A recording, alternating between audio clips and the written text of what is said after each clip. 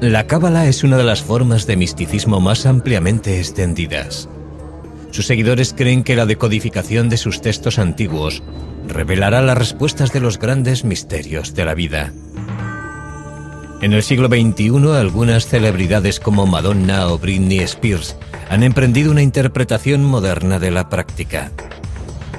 Sin embargo, la extensión de la cábala ha suscitado controversias. Sus partidarios más estrictos advierten de que esta práctica mística alberga peligros ocultos. A lo largo de la historia, sus seguidores han codificado los escritos para proteger los secretos de la cábala. ¿Cuántos niveles de comprensión tiene? Tal vez infinitos. Y cuanto más se decodifique el pasado y el texto, tanto más difícil y más mística se hace.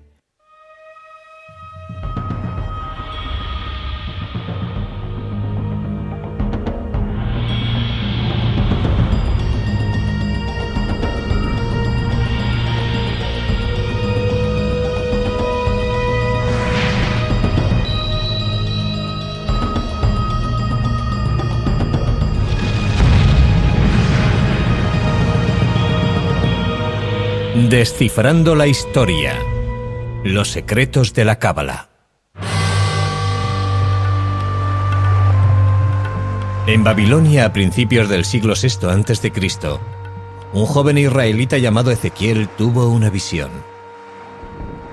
Y en plena contemplación una tormenta apareció del norte, y había una llama que relampagueaba continuamente, y en medio de esa llama había un trono, y sobre el trono una figura de aspecto humano.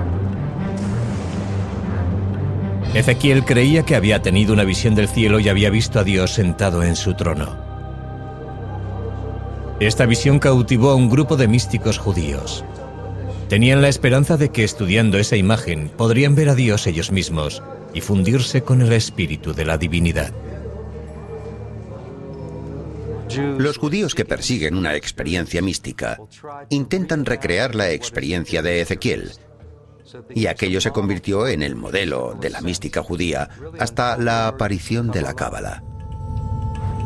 En el siglo II de nuestra era, el Imperio Romano dominaba lo que hoy es Israel.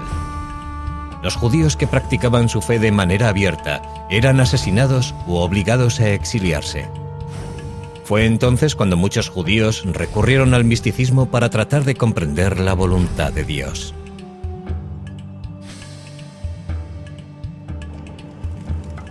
El rabino Simón Bar Yochai fue uno de aquellos hombres que buscaban respuestas. El rabino Simón fue un gran defensor del pueblo de Israel y enseñaba que aquel tenía una intimidad especial con Dios. Tras verter comentarios críticos de los romanos, fue condenado a muerte y tuvo que exiliarse. Según los textos judíos, Bar Yochai se escondió de los romanos durante 13 años en esta cueva de Pekín, en Israel. Aquí meditó sobre Dios y el universo, utilizando la Torá, las escrituras hebreas, como guía. Sus métodos únicos y su práctica devota le convirtieron en una de las figuras clave de la historia de la cábala. Como Bar Yochai, otros pequeños grupos de místicos judíos empezaron a tratar de alcanzar una mayor comprensión de Dios. Como Dios no iba a ellos, decidieron ir ellos hacia Dios. Buscaban algún tipo de experiencia de la divinidad. Usaron ciertas técnicas de meditación que los llevaban a una especie de trance hipnótico. Sus actividades se mantienen ocultas. Los místicos advierten de que esta práctica puede ser muy peligrosa para la gente corriente.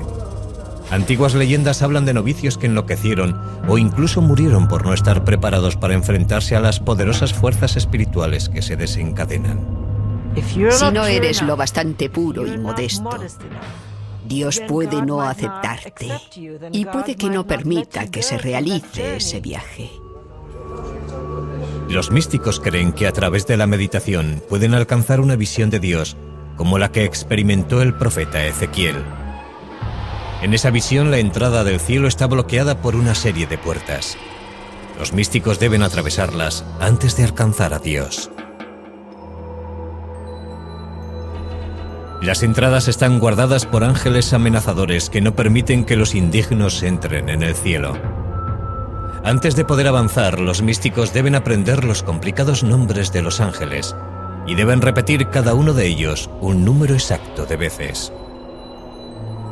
Los místicos llevaban amuletos que los protegían del poder de los ángeles, y si atravesaban todas las puertas y llegaban al salón del trono, podrían tener la visión. Aprenderían todos los secretos. Los místicos afirman que esos secretos les ayudan a comprender los pensamientos de Dios. Más o menos en la misma época, místicos desconocidos plasmaron un concepto asombroso en un libro que tuvo una gran influencia. El texto es el libro de la creación o Sefer Yetzirah, que describe cómo Dios hizo el mundo utilizando las 22 letras del alfabeto hebreo. Dios habló y dijo, hágase la luz. De modo que está claro que las palabras de Dios fueron el agente de la creación. Pero, ¿en qué lengua habló Dios? Habló en hebreo, por supuesto. Así que las 22 letras del alfabeto hebreo fueron el alfabeto de la creación. Lo que hace el Sefer Yetzirah es tratar de describir cómo Dios creó el mundo de una manera más detallada que el Génesis. Desarrolla la idea de que Dios creó el mundo a través del lenguaje, pero no tanto de las palabras como de las letras individuales, y esto debe entenderse de manera literal. Dios juntó las 3 letras, Aleph, Bet y Nun, para formar la palabra Obam, piedra. De la combinación de esas 3 letras se creó la piedra, y Dios obró de manera similar con todos los objetos del universo, que creó combinando letras y números. Los rabinos creían que las enseñanzas del Sefer Yetzirah eran demasiado poderosas como para que las experimentara la gente corriente, y los detalles del libro se mantuvieron ocultos. Estas revelaciones místicas se transmitieron de forma clandestina durante cientos de años. En el siglo XI, los cruzados emprendieron una nueva oleada de persecución contra los judíos, cuando los ejércitos cristianos intentaban arrebatar Tierra Santa a los árabes. Huyendo de la tortura y la muerte, los judíos se desperdigaron por Europa y el Próximo Oriente, llevando sus tradiciones secretas a sus nuevos lugares de asentamiento. Para el siglo XIII, las enseñanzas místicas se habían extendido en las comunidades judías de lo que hoy son Alemania, Francia y España. El término cábala, que significa recepción en hebreo, se empezó a extender para describir esa práctica. Estamos hablando de un pequeño grupo de profesores y rabinos judíos, personas dedicadas a la vida espiritual, que estaban reuniendo las tradiciones primitivas, desarrollando técnicas de meditación y recreando la imagen de Dios de una manera muy asombrosa.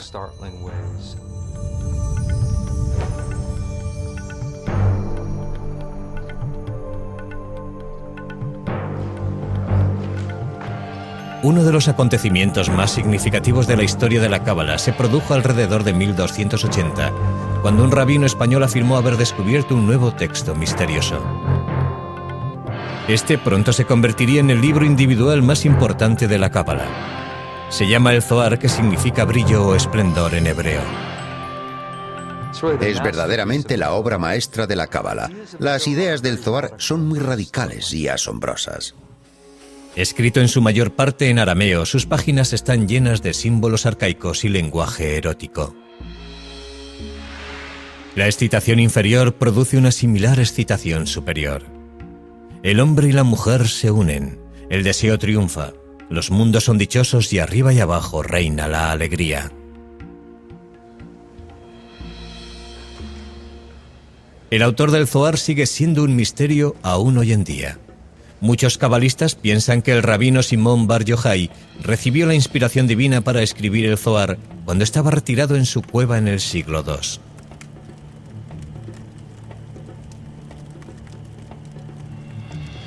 Otros sospechan que el manuscrito fue escrito 1000 años después, probablemente por un cabalista hispánico o por un grupo de varios rabinos. Está escrito en arameo por alguien que no dominaba demasiado esa lengua. Y encontramos en el Zohar palabras del portugués o castellano medievales. Así que la cuestión que los estudiosos han debatido durante un par de cientos de años es: ¿quién lo escribió y cómo sucedió?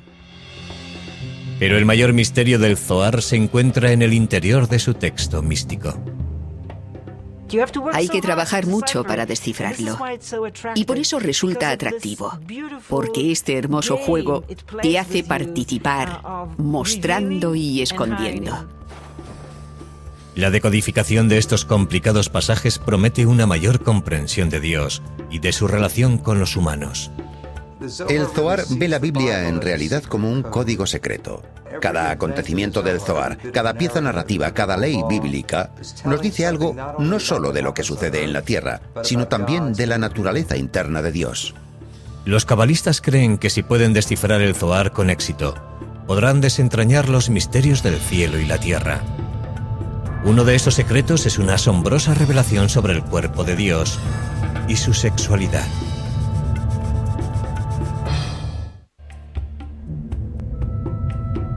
Para el siglo XIII la cábala se había extendido por toda Europa y el cercano Oriente.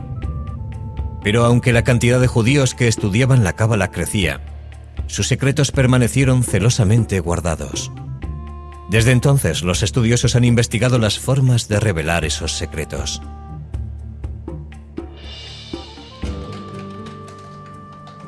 En Berkeley, California, Daniel Matt trabaja rodeado de estas copias del Zohar, el manuscrito más misterioso y reverenciado de la cábala.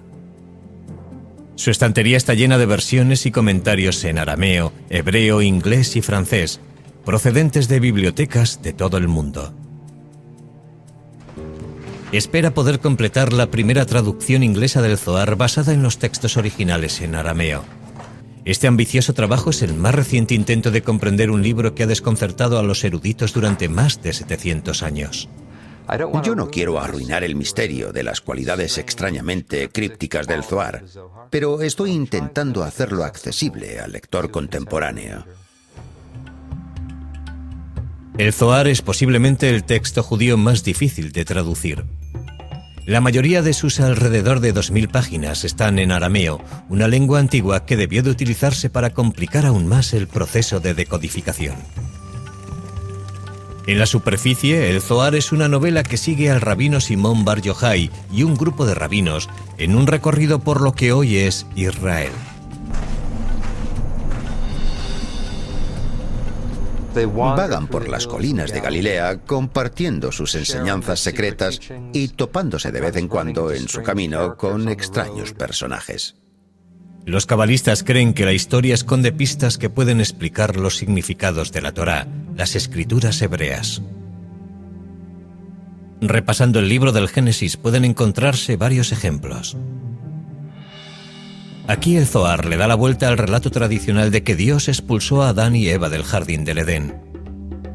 La interpretación del Zohar expresa una creencia revolucionaria, que los humanos pueden dirigir a Dios. El Zohar plantea una cuestión muy radical, la de quién echó a quién del paraíso. Y el Zohar enseña realmente que fue Adán quien expulsó a Dios del jardín.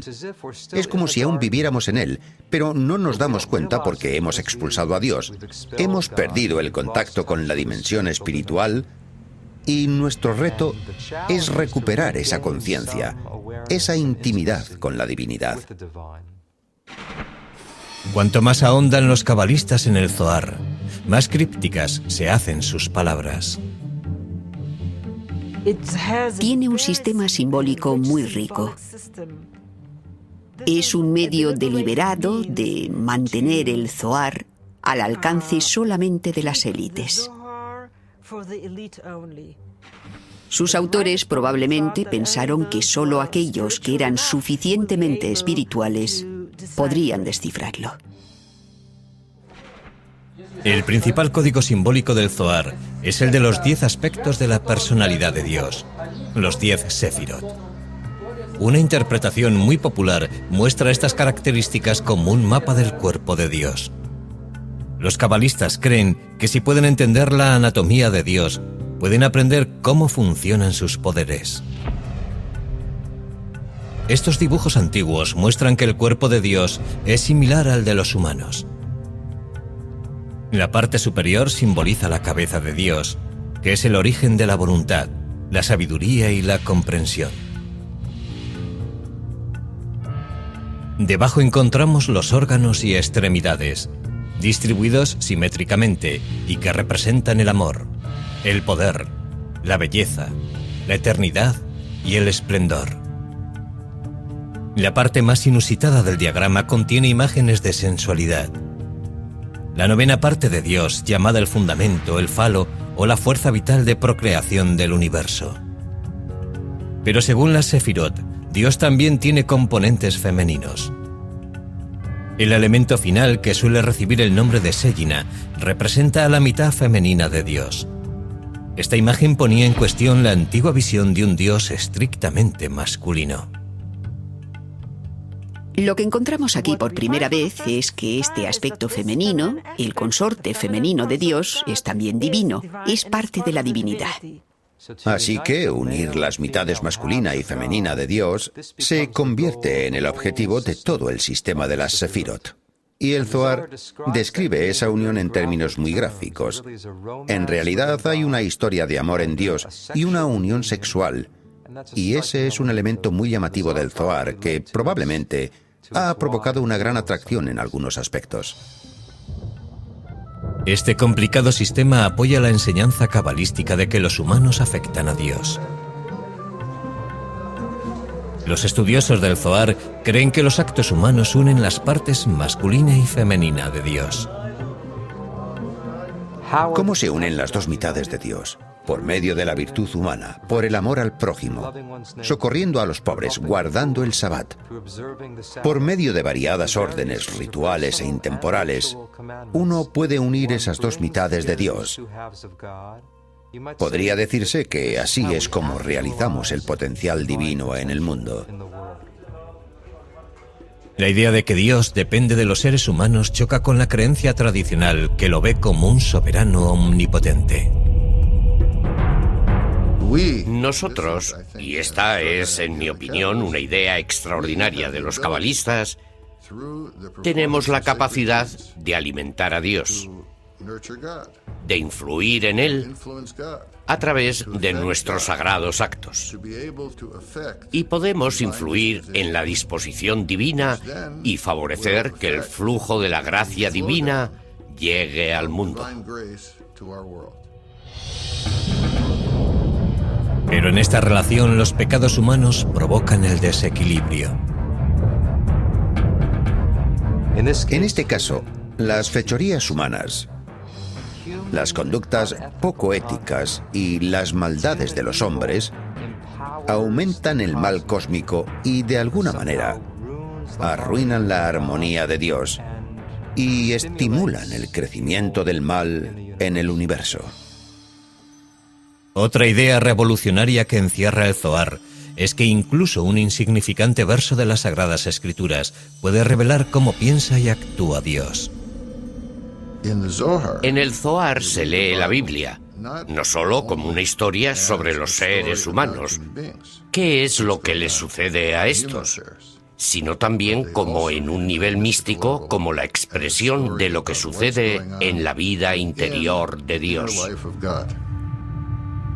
Según el Zohar, los personajes humanos son metáforas de los pensamientos y las acciones de Dios. La cualidad del amor desinteresado, por ejemplo, se asoció a Abraham en la Biblia. De modo que todas las referencias a las acciones de Abraham deben verse como referencias al papel del amor desinteresado en el mundo. El Zohar también estudia los acontecimientos bíblicos en busca de significados ocultos. El diluvio, según la Cábala, se está produciendo ahora. Si aún no sabes que el diluvio se está produciendo, es que te estás ahogando y no lo sabes. Y otros varios símbolos de caos y destrucción de la Biblia son vistos por los cabalistas no como cosas pasadas, sino como acontecimientos que se están dando ahora.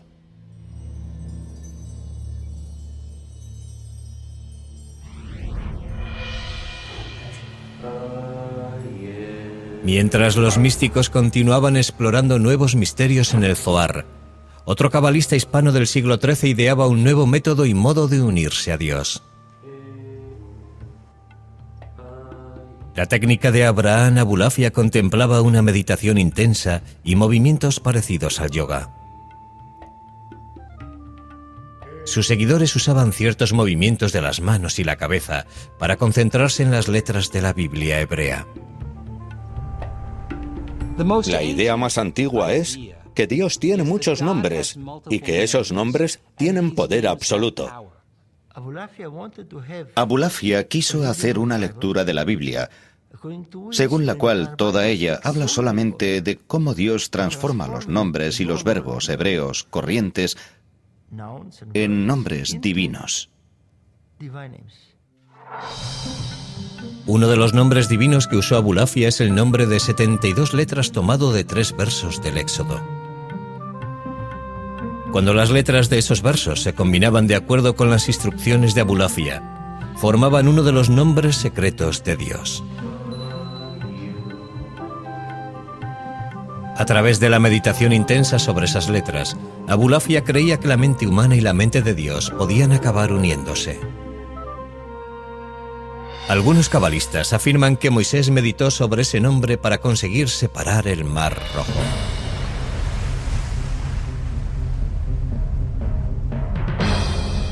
En la época de mayor poder de la Inquisición española, los reyes Isabel y Fernando declararon que todos los judíos debían convertirse al cristianismo o serían expulsados.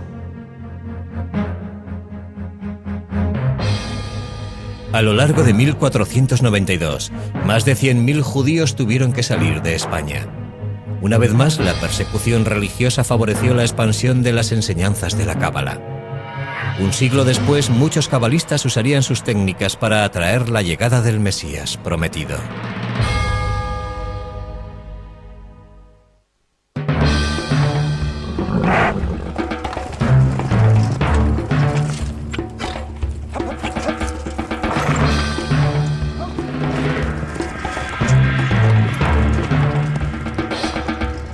En 1492, la Inquisición española expulsó a decenas de miles de judíos, enviándoles al exilio. Muchos huyeron a Tierra Santa. A 140 kilómetros al norte de Jerusalén, en la región de Galilea, místicos judíos conocidos como cabalistas se establecieron en la ciudad de Safed. Unos cuantos cabalistas se dirigieron a Galilea, en parte atraídos por el rabino Simón Bar Yochai, el héroe del Zohar que había recorrido la región. Hoy en día las polvorientas y zigzagueantes calles de Safed están ocupadas por artistas y flanqueadas por galerías. Hace 5 siglos, sin embargo, los cabalistas creían que el Mesías recorrería algún día estas mismas calles. En una de las escrituras se dice que cuando el Mesías venga a Jerusalén, aparecerá en primer lugar en Galilea, de modo que querían ser los primeros en verlo. El texto místico conocido como el Zohar enseña que el buen comportamiento aumenta los poderes de Dios sobre la tierra. Basándose en esa filosofía, los cabalistas esperaban que una vida de santidad pudiera atraer la llegada del Mesías. Los cabalistas de Safed se afanaron por construir una sociedad religiosa perfecta. La idea era que la gente debía ayudar y favorecer la llegada del Mesías. Debían ser lo suficientemente puros. Se levantaban a medianoche para decir sus oraciones y volvían a levantarse al alba para orar a la salida del sol. Los maestros de la Cábala de Safed instruían a sus seguidores para que se comprometieran con meditaciones minuciosas, ayuno y una estricta observación de la Torá. El maestro más famoso fue el rabino Isaac Luria de Jerusalén. Para cuando Luria empezó a enseñar en Safed en 1570, ya estaba considerado uno de los más importantes hombres santos del siglo. En su juventud, Luria había pasado varios años en aislamiento cerca de El Cairo, en Egipto. Dicen los cabalistas que allí Luria estudió el Zohar y tuvo visiones de ángeles y profetas bíblicos. Hay pruebas de que utilizó el Zohar como una especie de mantra. que repetía pasajes del Zohar una y otra vez hasta que los tenía profundamente interiorizados. En este estado como de trance, Luria adquirió habilidades extraordinarias.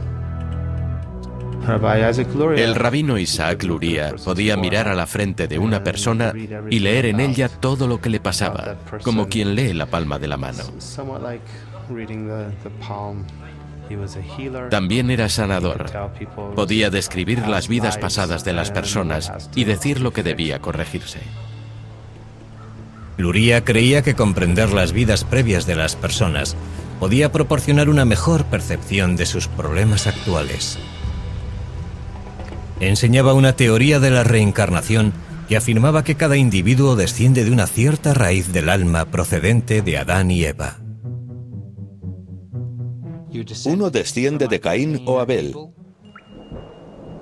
o de alguno de los 3 hijos de Noé, Sem, Cam o Jafet. De modo que al menos tiene 5 opciones de tener una raíz básica, y esa raíz determina la esencia de tu naturaleza. Con la ayuda de Luria, muchos cabalistas buscaron sus conexiones con el pasado. Este cementerio de los alrededores de Safed desempeñó entonces un papel importante, pues los cabalistas intentaban hallar las tumbas de sus encarnaciones previas. Tomaban el alma del muerto que yacía en aquella tumba y hablaban con la voz de aquel.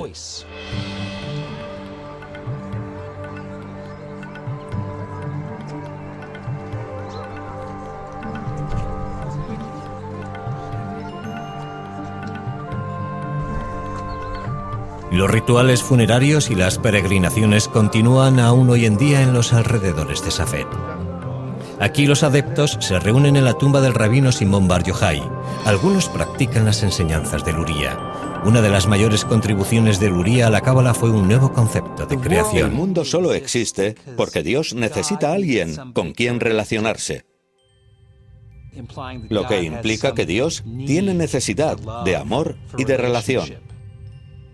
Luria enseñaba que el primer acto no fue una creación, sino en realidad una retirada. Podría decirse que Dios se retiró en todas direcciones de un punto central, creando una especie de vacío, un punto vacío dentro de Dios. Según Luria, ese vacío dio espacio a Dios para crear el mundo. Dios colocó recipientes en el vacío y comenzó a llenarlos con luz divina, rompiendo después en pedazos algunos de ellos. En este caso, la creación del mundo y la catástrofe están unidas. No puede haber creatividad sin que haya destrucción al mismo tiempo. Luria explicaba que las chispas de los recipientes hechos añicos cayeron a la tierra. Todas las cosas que Dios creó contenían una de estas chispas divinas.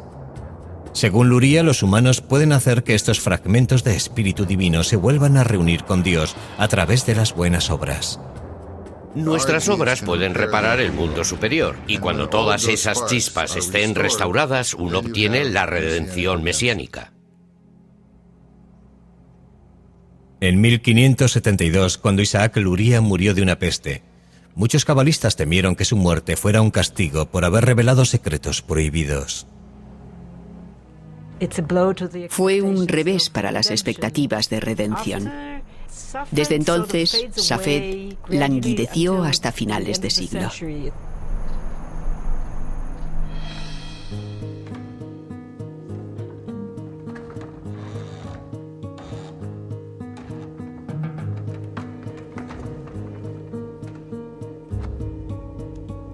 La invención de la imprenta difundiría las enseñanzas de la Cábala de una manera mucho más amplia.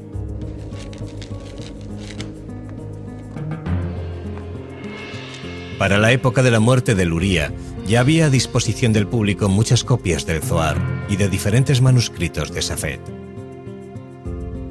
La Cábala parecía haber salido por fin de su refugio oculto.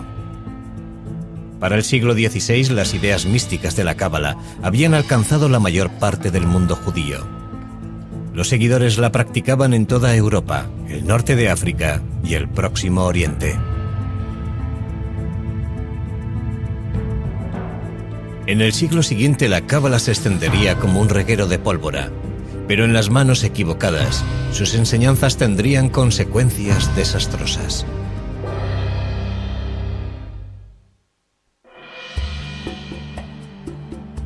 El siglo XVI se caracterizó por la expansión sin precedentes del tipo de misticismo judío conocido como cábala. Comenzó cuando el Zohar y otras obras místicas se tradujeron al latín. Los filósofos cristianos estaban ansiosos por estudiar la cábala y creían que podría ayudarles a resolver los misterios de su propia fe. Tienen un gran interés por la cábala, especialmente porque el Zohar se escribió más o menos en la misma época de Jesucristo. Y de ahí suponen que contiene un judaísmo puro y no contaminado de la época de Cristo, que confirmaría las verdades del cristianismo. Esta creencia fue la base de lo que se ha dado en llamar cábala cristiana.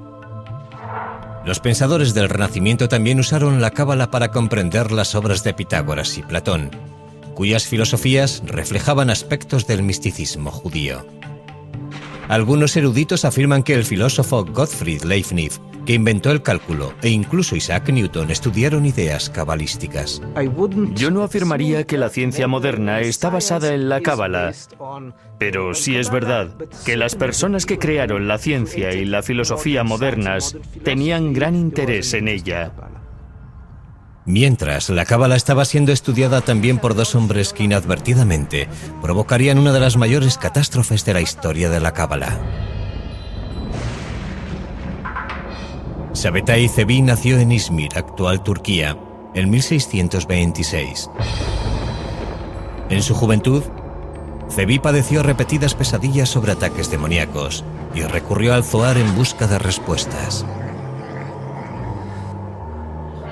Sabetay Zevi era en apariencia un brillante joven, pero problemático, que sufrió una crisis maníaco-depresiva a los 40 años. Los estudiosos piensan hoy que Zevi alternaba estados de depresión profunda y euforia maníaca. El clímax llegó cuando concertó un simulacro de matrimonio entre sí mismo y un rollo de la Torá. La naturaleza de su aflicción le llevaba a violar periódicamente los mandamientos de manera pública, y por ello era expulsado de la comunidad en medio de un gran escándalo. Desterrado de varias comunidades judías del Imperio Otomano, Zevi huyó a Jerusalén, donde anduvo vagando por las calles recitando cantos cabalísticos. En 1665 Zevi conoció a Nathan de Gaza, un joven estudiante de la cábala. Ambos pasaron varias semanas juntos recorriendo lo que hoy es Israel. Con el tiempo, Nathan acabó convenciéndose de que Zevi era el Mesías. Así Nathan proclamó que el Mesías había aparecido. Y la buena nueva viajó de sinagoga en sinagoga por todo el Imperio Otomano y hasta Europa. Para 1666 todo el mundo judío estaba cautivado por la llegada del Mesías. Sabetay Zevi era un maníaco depresivo, pero era un maníaco depresivo muy carismático que reunió a un montón de gente a su alrededor. Otras personas pensaron que el tiempo había madurado y que aquello debía de ser lo que estaban esperando.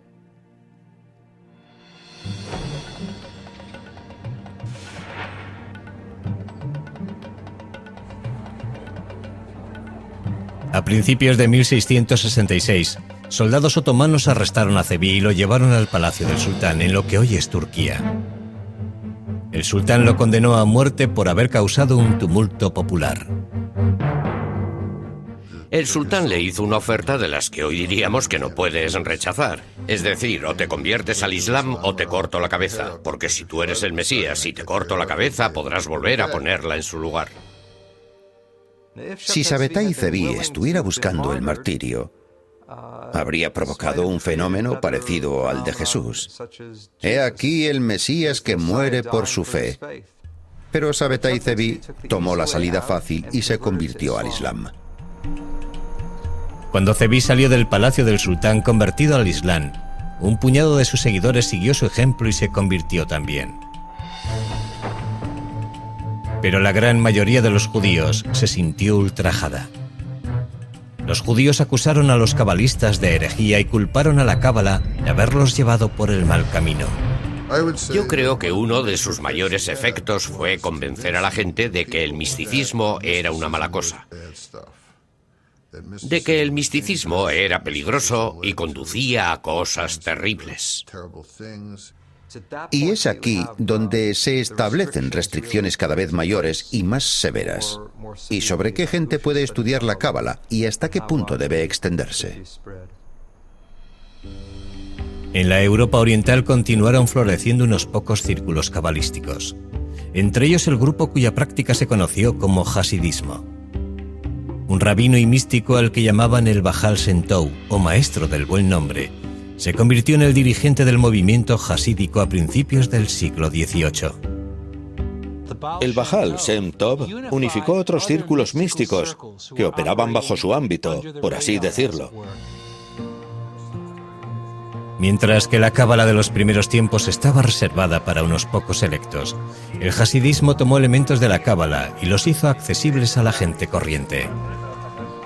Al contrario de la estricta meditación y estudio que exigía la cábala primitiva, el hasidismo subrayaba la celebración del Dios en la vida cotidiana.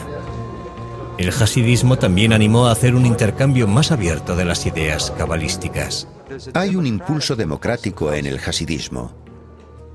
Cualquiera puede servir a Dios y cualquiera es amado por Él si descubre la chispa. De modo que esta idea de la chispa oculta que apareció en la cábala se convierte ahora en una técnica para hallar a Dios en el mundo. Mientras la mayoría de la población judía continuaba rehuyendo el misticismo, los judíos hasídicos preservaron las tradiciones de la cábala durante todo el siglo XIX. Hoy la cábala ha tomado un aspecto totalmente diferente en la ciudad de Los Ángeles. Algunos eruditos creen que esta moda es precisamente lo que sus primeros practicantes más temían: que la cábala cayera en las manos de los no preparados espiritualmente.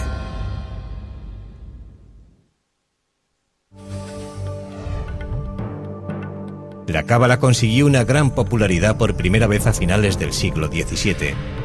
Pero cuando la práctica mística se relacionó con un falso mesías, los cabalistas de Europa y el Próximo Oriente empezaron a ser rehuidos por todos.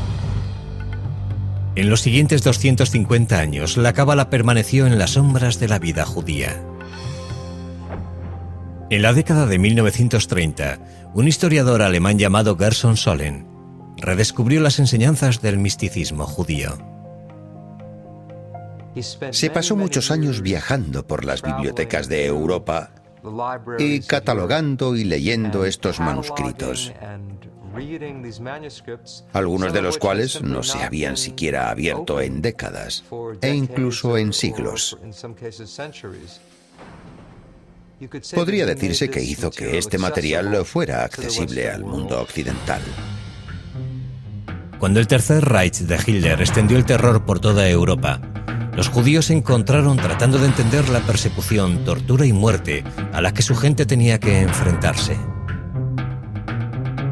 La creencia de la cábala de que las malas obras pueden hacer desequilibrar el universo quedó trágicamente confirmada por el Holocausto. Con 6 millones de judíos muertos, el mundo había alcanzado una de sus horas más oscuras.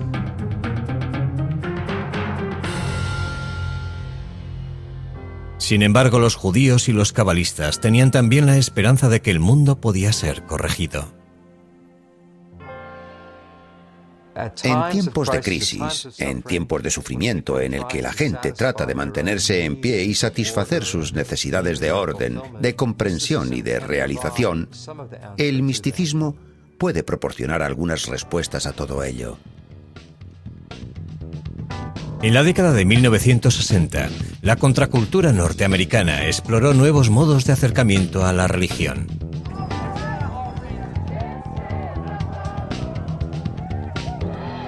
Uno de aquellos hombres interesados en el mundo espiritual era Philip Berg, un rabino de Nueva York. A finales de la década, Berg viajó a Israel, donde ahondó en las enseñanzas de la cábala. Berg se dedicó entonces a estudiar esta antigua práctica. Su objetivo era compartir la cábala con las masas. La reformuló, presentándola de un modo en que alguien no versado en los textos cabalísticos y que no sepa nada de judaísmo pudiera entender estas ideas y aplicarlas a su modo de vida. La interpretación simplificada de la cábala que hizo Berg se extendió rápidamente. A principios de la década de 1970, Berg abrió su primer centro de la cábala en Tel Aviv. Durante la década de 1980, Philip Berg y su familia construyeron un imperio de la cábala con base en Los Ángeles. Hoy en día, lo que se conoce como el Centro de la Cábala tiene varios millones de seguidores en casi 100 ciudades, lo que le convierte en la mayor organización cabalística del mundo. Aquí, en la sede central de Los Ángeles, la cábala ha atraído la atención de famosos que buscan una dimensión espiritual a sus vidas. Los dos hijos de Berg ayudaron a promover la idea de que, a diferencia de la restringida cábala del pasado, esta práctica está abierta a todos. Nosotros ofrecemos la cábala a todo el mundo, sin limitaciones de raza, sexo, religión ni de ningún tipo. Estamos entusiasmados por la posibilidad de ofrecer esta sabiduría que ha estado oculta a las masas, haciéndola accesible, comprensible y práctica. Abriendo sus puertas a todos, el Centro de la Cábala ha despertado durísimas críticas. Ahora tenemos a todas esas estrellas de Hollywood subiéndose al carro de la cábala, pero muchas de ellas ni siquiera son judías ni observan la ley judía. Y dudo de que estén estudiando la verdadera cábala. Suelen decir cosas como, aquí hay un nombre sagrado, o una práctica santa, que puede darte cierto poder cabalístico. El Centro de la Cábala hace hincapié en antiguas prácticas como la meditación sobre los 72 nombres de Dios y organiza peregrinaciones a los lugares cabalísticos de Israel, como la que Madonna hizo en 2004. Que una estrella del pop como Madonna adopte la cábala es pseudoespiritualidad moderna. Realmente es un trato hecho en los cielos entre el Centro de la Cábala y Madonna. También se ha popularizado llevar objetos religiosos como las cintas rojas que se atan en la muñeca para protegerse de las fuerzas del mal. La cábala práctica, el mundo de los amuletos y todo eso, es un aspecto que la gente puede tocar. Se puede leer y sentir que es algo físico y concreto. Pero son cosas que la cábala teórica apenas toca y de las que no se ocupa. La nueva cábala es estudiar la cábala no para comprender el universo, sino para hallar un modo práctico de mejorar tu vida.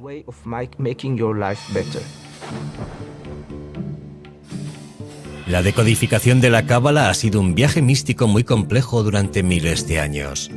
Y la búsqueda del control de sus secretos sigue hoy en día. Creo que hay una lucha por la posesión del conocimiento cabalístico, por ver quién está en posición de interpretarla y explicar su valor y significado al mundo moderno.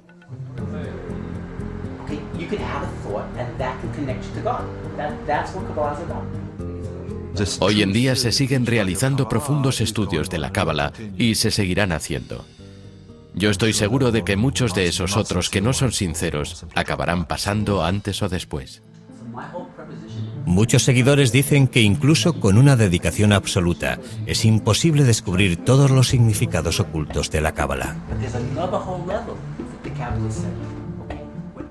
Hay tantos estratos y niveles en la cábala que podría llevarte toda la vida y aún así no podrías terminar de aprender todo su universo.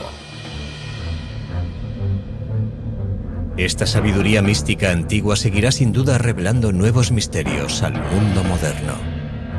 La gente buscará nuevas técnicas y significados y caminos para hacer más espirituales sus vidas.